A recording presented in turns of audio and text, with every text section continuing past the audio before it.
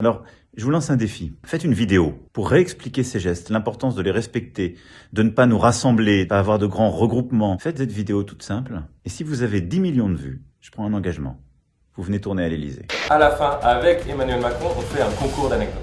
Imaginez, s'il perd, Manu aura un gage. Il faut appliquer les gestes barrières.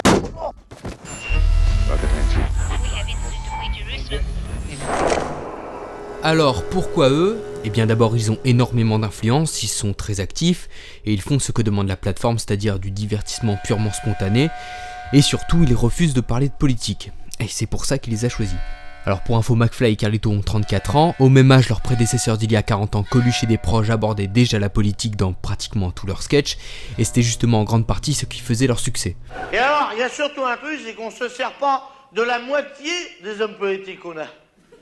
Il y en a plus de la moitié qui bossent pas. Et ils bouffent tous les jours, hein. Rigolez pas, c'est sûrement avec votre pognon quand même, hein.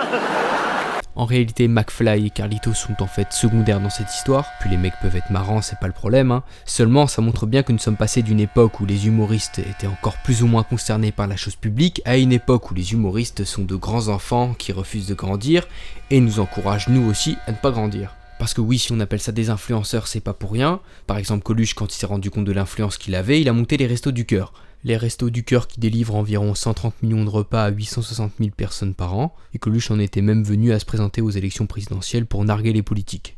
Alors oui, c'est vrai, McFly et Carlito ont eu une bonne initiative en organisant le marathon pour les soignants, mais le truc c'est que pourquoi ils continuent pas dans cette lancée en fait? On ne souhaite pas faire de la politique. Ah bon? Et on va attaquer tout simplement l'État français en justice. Pour inaction face au dérèglement climatique. Ah.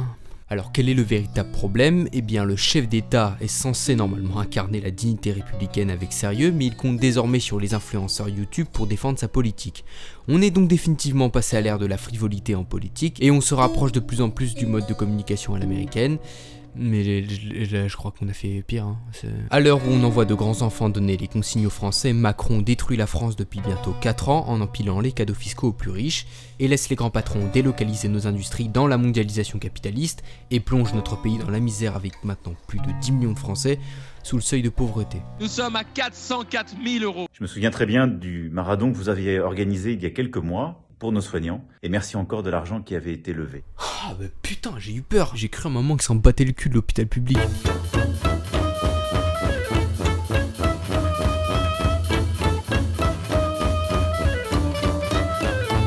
Merci.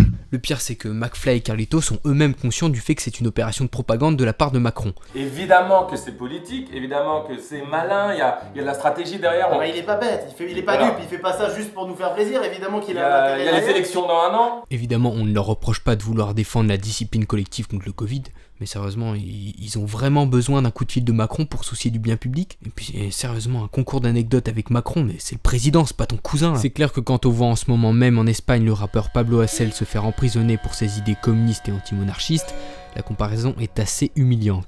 Alors maintenant que vous avez accepté, ça serait sympa d'essayer de porter ses couilles d'adulte responsable de 34 ans et de s'intéresser pour l'occasion à des sujets importants pour tous. Alors d'abord, on aimerait bien savoir ce qu'il pense de toute la pauvreté qu'il a semée pendant son quinquennat, et oui, on aimerait bien savoir aussi combien de fois il s'est fait dessus le jour où les gilets jaunes sont venus le chercher à l'Elysée, ou alors comment il se sent à chaque fois qu'il rencontre des dirigeants islamistes saoudiens avec qui il signe des contrats d'armement avec ce régime fasciste qui bombarde le Yémen. Oula, trop long là.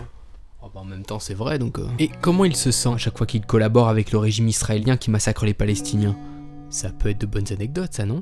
Vous avez acquis un pouvoir de communication aussi puissant que celui du président lui-même, et voilà ce que vous en faites. T'as 34 ans putain.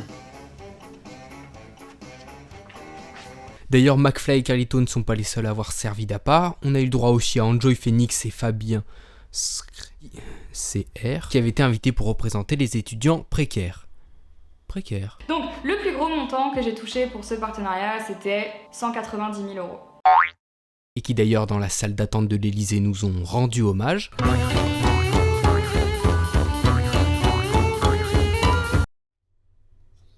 C'est là qu'on se rend compte que le philosophe marxiste Michel Clouscar avait un temps d'avance sur tout le monde. Il a théorisé la contradiction entre le frivole et le sérieux qui existe dans la société capitaliste. Avec d'un côté le prolétariat qui est obligé de rester un minimum dans le sérieux de la production puisqu'il n'a que sa force de travail à vendre pour survivre, et de l'autre la frivolité de la bourgeoisie bien friquée qui peut se permettre d'être éternellement insouciante malgré la crise et le chômage. Cette bourgeoisie ne prend rien au sérieux à part ses problèmes de bourge et elle ne s'intéresse pas aux problèmes concrets des classes populaires puisqu'elle vit elle-même sur le dos des prolétaires grâce à l'exploitation du travail qu'elle met en œuvre. Cela concerne aussi les bobos soi-disant de gauche qui passent leur temps à se prétendre plus raffinés et tolérants que tout le monde, mais qui bizarrement ne tolèrent pas le peuple en colère. Cette bourgeoisie privilégiée ne connaît pas la précarité, elle ne connaît pas non plus le chômage de masse et elle a les moyens de consommer ce que nous produisons puisqu'elle nous exploite. Cette bourgeoisie aimerait bien que tout le monde ait la même vision des choses qu'elle, alors qu'elle refuse de reconnaître la détresse profonde dans laquelle sont plongés des millions de travailleurs français. Parce que reconnaître cette détresse serait reconnaître que le capitalisme est obsolète et que son pouvoir est illégitime.